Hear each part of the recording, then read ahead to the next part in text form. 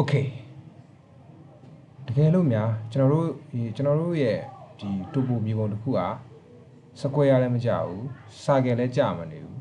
irregular shape ဖြစ်နေတယ်အတွန်းတက်တွေများနေတယ်အဲ့လိုဒီ irregular shape တွေကိုကျွန်တော်တို့က area အညီမျှပိုင်းကျင်တဲ့အခါဘယ်လိုသွားလို့ရလဲတခါလေကျွန်တော်တို့ဒီ client တွေကသူတို့ရဲ့မြေခွက်က2ဦးဆိုင်မြေဖြစ်ဖြစ်3ဦးဆိုင်မြေဖြစ်ဖြစ်ဒီသူတို့မြေခွက်ကိုအညီမျှ3ပိုင်းပိုင်းပြီးတော့ပတ်နဲ့ရိုက်ပေးပါဆိုရင်ကျွန်တော်တို့ဘယ်လိုသွားလို့ရနိုင်မလဲတေချာတာတစ်ခုကတော့ဒီ irregular shape တွေကို area အညီမျှပိုင်းဖို့အတွက်ကျွန်တော်တို့ရဲ့ AutoCAD မှာရော Civil 3D မှာရောဓာတ်ရိုက်သွားတဲ့ shortcut မရှိပါဘူးအဲ့တော့ဘယ်လိုသွားလို့ရနိုင်မလဲဆိုတော့ဒီနေ့ကျွန်တော်မျှဝေသွားမယ့်အကြောင်းအရာကဒီ irregular shape တွေကို list file တစ်ခုကိုတွန်းပြီးတော့ area အညီမျှပိုင်းလေးဖြစ်ပါတယ်ဆိုတော့ကျွန်တော်တို့ဒီထုံးစံတိုင်းပဲdisclaimer အနေနဲ့အခုကျွန်တော်မျှဝေသွားပေးမယ့်အကြောင်းအရာတွေဒီကျွန်တော်ရဲ့ပင်ကိုညံစွမ်းမပါပါဘူးကျွန်တော် YouTube ပေါ်ကနေလေ့လာထားတဲ့အရာတွေဖြစ်ပါတယ်ဆိုတော့တကယ်လို့များကျွန်တော်ပြောသွားတဲ့အထက်မှာလိုအပ်ချက်တွေပါသွားခဲ့သည်ရှိတော့အမားတွေပါသွားခဲ့သည်ရှိတော့ဒါကျွန်တော်ရဲ့အားနည်းချက်ကျွန်တော်ရဲ့လိုအပ်ချက်သာဖြစ်ကြောင်းကြိုးပြီးတော့ disclaimer လောက်ထားရင်ပါတယ်တကယ်လို့များကျွန်တော်ပြောသွားတဲ့အထက်မှာအကျိုးရှိရာတစ်ခုပါသွားလို့ချင်းကျွန်တော်ကြည့်ရှုသူတွေအနေနဲ့ YouTube ပေါ်က senior ကြီးတွေကို appreciate လုပ်နိုင်ပါတယ်ဆိုတော့စလိုက်ကြအောင်ကျွန်တော်တို့ Okay ကျွန်တော်တို့ဒီမြေကွက်ကိုကျွန်တော်အညီမျှ3ပိုင်းပိုင်းပြပါမယ်ထုံးစံတိုင်းကျွန်တော်2ပိုင်းဆိုရင်တော့ပြဿနာမရှိဘူးကျွန်တော်ဒီကောင်ကိုကျွန်တော်တစ်ပိုက်ခွဲပြီးတော့ point to point ထည့်လိုက်ပြီးတော့ poly line နဲ့ဆက်လိုက်လို့ချင်း2ပိုင်းအညီမျှတန်းထွက်လာပါလိမ့်မယ်3ပိုင်းတို့4ပိုင်းတို့ကြာရင်တော့နည်းနည်းပြဿနာနည်းနည်းရှိလာပြီpoly line နဲ့ဆက်ပြီးတော့ကျွန်တော်တို့ဟိုဘက်တို့ဒီဘက်တို့ area လိုက်ညီနေမယ်ဆိုရင်တော့အချိန်ကတော်တော်ပေးရလိမ့်မယ်တိကျဖြစ်ဖို့အတွက်လည်းမလွယ်ဘူးဆိုတော့စလိုက်ကြအောင်ကျွန်တော်ဒီကောင်လေးကို copy ယူလိုက်ပါမယ်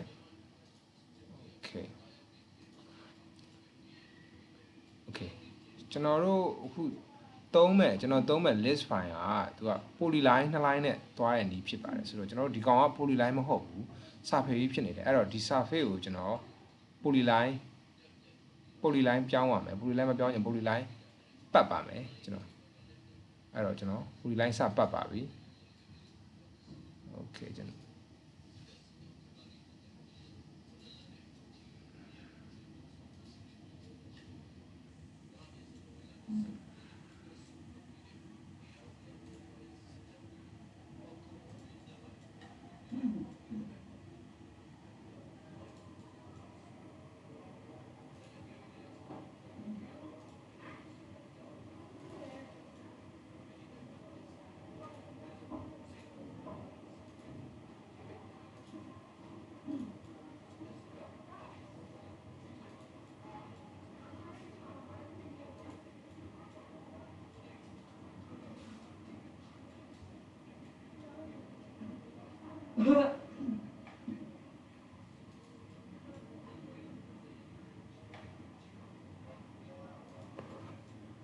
โอเคကျွန်တော် polyline ပတ်ပြီးသွားပါပြီ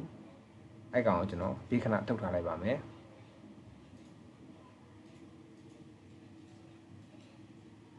โอเคပြီးရင်ကျွန်တော် key point လေးတစ်ချက်လောက်ထပ်ပြောချင်ပါတယ်အခုသုံးမဲ့ list file ကသူက polyline ကိုပဲသူကဒီ permit ပေးတယ်ပြီးရင်ကျွန်တော်တို့သုံးမဲ့ polyline မှာ elevation တစ်ခုခုကတ်နေလို့ချင်းလုံးဝအလုံးမလုပ်ပါဘူးဆိုတော့ကျွန်တော်အဲ့ကောင်တော်တော်တိုင်ပတ်သွားပါတယ်ကျွန်တော်ဆိုင်းတဲ့ချိန်မှာအဲ့တော့ကျွန်တော်တို့ဒီ polyline မှာ elevation ရှိလားမရှိလားတစ်ချက်ကြည့်ပါမယ်ရှိရင် elevation ကို0ထားပေးမှရပါမယ်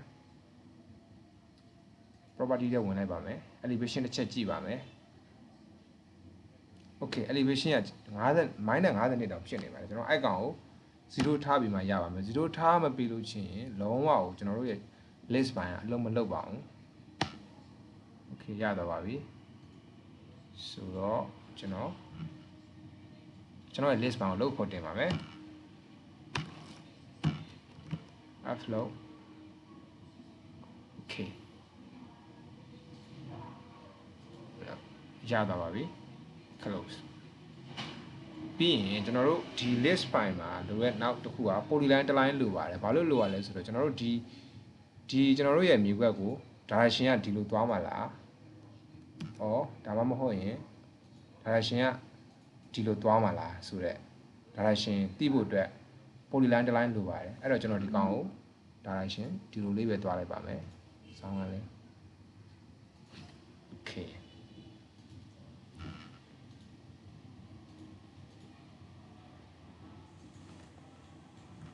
ဆိုတော့ကျွန်တော်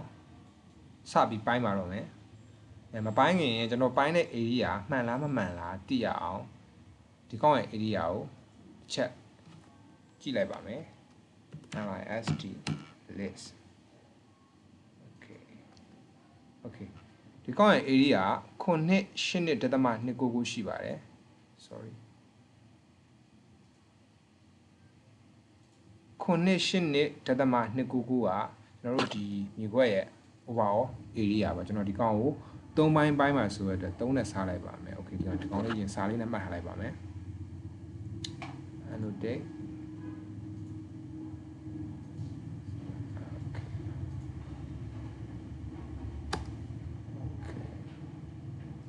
okay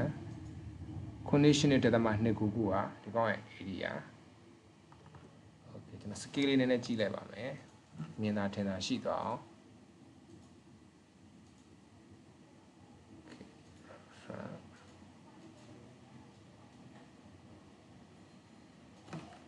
โอเคဒီကောင်ကကျွန်တော်တို့ရဲ့ဒီမြေကွက်ကြီးရဲ့ overall area ပါအဲ့ကောင်ကိုကျွန်တော်တို့က3ပိုင်းပိုင်းမှာဆိုရတဲ့အတွက်3နဲ့စားပါမယ်ဆိုတော့ကျွန်တော် calculator ခေါ်ပါမယ် QC under okay ကျွန်တော်တို့ဒီကောင်ရဲ့ area 9.8.299ခွန်2.8.299ကိုကျွန်တော်3ပိုင်းပိုင်းမှာဆိုတဲ့အတွက်3နဲ့စားပါမယ်စား3ပြီးရင် equal အဲ့တော့3ပိုင်းတစ်ပိုင်းစီမှာရှိရမယ် area က2.4.433ရှိရပါမယ်ဆိုတော့ကျွန်တော်ဒီကောင်လေးတော့ဒီမှာမှတ်ထားလိုက်ပါမယ်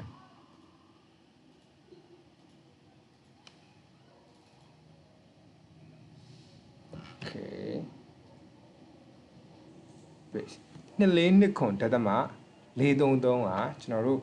ဒီတစ်ပိုင်းစီမှာ sorry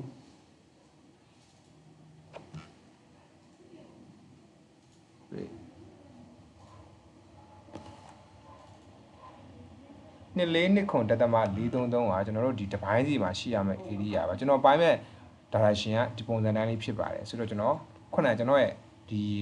လောက်ခေါ်ရတဲ့ဒီ list file ရဲ့ command ကိုစကြိုက်ပါတော့မယ် cd enter တေချာတော့ဒီကောင်လဲစာတွေကအင်္ဂလိပ်စာမဟုတ်ဘူးထင်တာပဲကျွန်တော်လည်းတေချာမသိဘူးအဲ့တော့ကျွန်တော်ဒီလောက်ပြလေးတစ်ချက်ကြည့်ပါပထမဆုံးကျွန်တော်တို့ရွေးရမယ့်ဟာကကျွန်တော်တို့ပိုင်းနေတဲ့ဒီ area ကြီးကို polyline ကိုတစ်ချက်ရွေးပါမယ်ပြီးရင်ကျွန်တော်ဘယ်လို direction ပိုင်းမလဲဆိုတာကို direction line ကိုတစ်ချက်ရွေးပါမယ်ပြီးရင်ကျွန်တော်ဘယ်ဘက်ကနေစပိုင်းမှာလဲဆိုတာကိုတစ်ချက်ရွေးပါမယ်ကျွန်တော်ဒီဘက်ချမ်းကနေစပိုင်းပါမယ် okay ကျွန်တော်ချက်ချလိုက်ပါပြီပြီးရင်ကျွန်တော် area တောင်းပါပြီကျွန်တော်တို့ရဲ့ area 2.4.433 ရသွားရင်အဲ့နောက်တစ်ချက်နှိပ်ပါမယ်ပြီးရင် s ကိုရွေးပါမယ် okay သူဟိုက function ကအလုပ်လုပ်နေပါခဏစောင့်ပေးပါကြာပါတယ်နည်းနည်းတစ်ခါလေကျွန်တော်ဆက်တွေပါရဝတ်သွားအောင်ဖြစ်သွားတယ်တခါကျွန်တော်ဆက်ကနည်းနည်း version နေအောင်ပါလာမှလည်းတူတယ် okay စောင့်ပေးပါခဏလောက်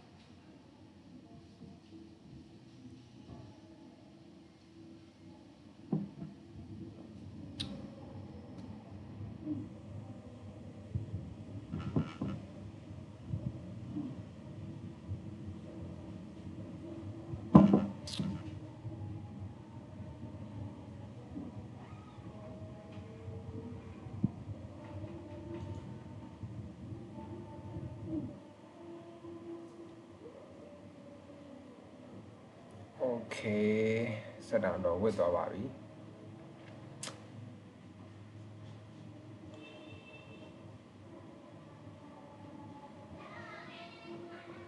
Okay ရတော့ပါပြီဆိုတော့ကျွန်တော်ကောက်ကူလေတာကိုခဏပိတ်ထားပါမယ်ကျွန်တော်ဒီကောင်ကျွန်တော်တို့ပိုင်းလိုက်တဲ့ဟာက area မှန်လားမမှန်လားကျွန်တော်စစ်ကြည့်ပါမယ်ဆိုတော့ကျွန်တော်ဒီကောင်ကို boundary ပတ်လိုက်ပါမယ် BO under ပြီးရင်ကျွန်တော်ဒီကောင် under okay ကျွန်တော်တို့ boundary ပတ်သွားပါပြီအဲကျွန်တော်တို့ဒီအပိုင်းလေးရဲ့ area ရှိရမှာ2429.433ရှိရပါမယ်ကျွန်တော်ရှိလားမရှိလားကျွန်တော်တစ်ချက်စစ်ကြည့်ပါမယ် list under okay တစ်ချက်ကြည့်ပါ area 2429.433ကျွန်တော်တို့ရှိရမယ့် area လဲ2429.433 okay ဒီပိုင်းတော့ပတ်မိတော့ပါပြီနောက်တစ်ပိုင်းဆက်သွားပါမယ် okay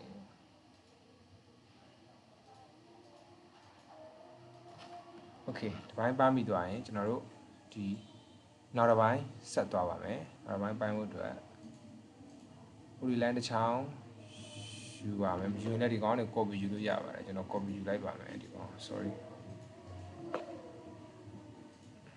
copy okay ကျွန်တော် copy ယူလိုက်ပါပြီအဲ့တော့ကျွန်တော်ရဲ့ဒီ cd under ကျွန်တော်ရဲ့ list file ရဲ့ command ကိုတစ်ချက်ပြန်ခေါ်ပါမယ် cd under ကျွန်တော်တို့ပိုင်းရင်တဲ့မြေခွက်ရဲ့ poly line ကိုတစ်ချက်မှတ်ပါပြီးရင်ပိုင်းရင်တဲ့ဘလို့ direction သွားရင်လဲဆိုတော့ direction ကိုတစ်ချက်မှတ်ပါပြီးရင်ဘယ်ဘက်ချမ်းမှာစပိုင်းရင်လဲဆိုတော့ကျွန်တော်ဒီဘက်ချမ်းနေစပိုင်းပါမယ်ဒီကောင်တစ်ချက်နှိပ်ပါမယ်ပြီးရင်ကျွန်တော်ရဲ့ area 2429.433ကိုကျွန်တော်ရိုက်ပါမယ်ရိုက်ပြီးသားပါပြီးရင် under ပြီးကျွန်တော် s ကိုရွေးပါမယ်လှုပ်နေပါပြီခဏစောင့်ပေးပါ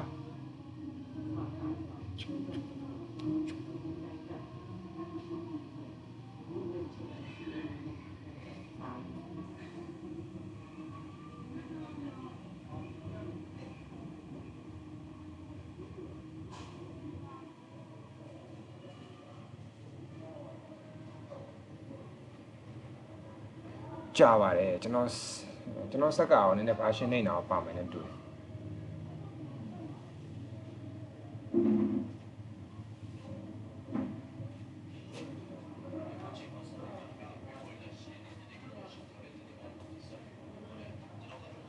တခြားနည်းလမ်းနဲ့လည်းသွားတာကြီးကျွန်တော်တွေ့ဘူးတယ်ဒီဥမာဒီ parcel ဘယ်ကောင်လဲဒီကောင်ဒီ parcel ဆိုတာကိုသုံးပြီးသွားတာလည်းကျွန်တော်တွေ့ဘူးပါတယ်အဲ့တော့ကျွန်တော်တားကြီးမရင်းနေပါဘူးโอเคရတော့ပါပြီကျွန်တော်တစ်ချက်ကြည့်ပါမယ်ကျွန်တော်တို့ area ကျွန်တော်တို့ရှိရမယ့် area ရှိမရှိကျွန်တော်လောလောဆယ်စစ်ဖို့အတွက်ဒီကောင်ကို boundary ကောက်ပါမယ် BO under okay under okay list under okay area ကိုတစ်ချက်ကြည့်ပါ2429.433ကျွန်တော်တို့ရှိရမယ့် area ကလည်း2429.433ကိုက်ပါတယ်ဆိုတော့ခလျာကောင်ကိုတစ်ချက်စစ်ကြည့်ပါမယ် BO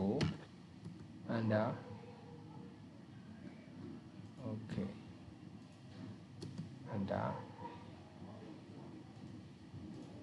list under 2429တစ်ချက်ကြည့်ပါခလျာကောင် area လဲ2429.433အဲ့တော့ကျွန်တော်တို့3ပိုင်းအညီမြပိုင်းပြီးတော့ပါပြီကြားတဲ့ direction တိုင်းသွားလို့ရပါတယ်ပြင်ကြားတော့သွားလို့ရပါတယ်4ပိုင်းလိုနာလား5ပိုင်းလိုနာလားဆိုတော့ကျွန်တော်ဒီကောင်လေးကို copy ယူလိုက်ပါမယ် copy ယူပြီးတော့ကျွန်တော်တို့ရဲ့ original document ထဲကိုသွားထပ်ပါမယ်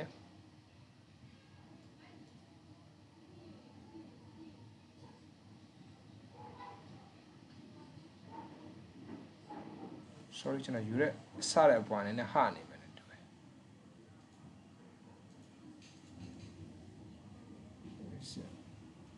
မူဒေါင်းနဲ့စကောက်လိုက်ပါမယ် okay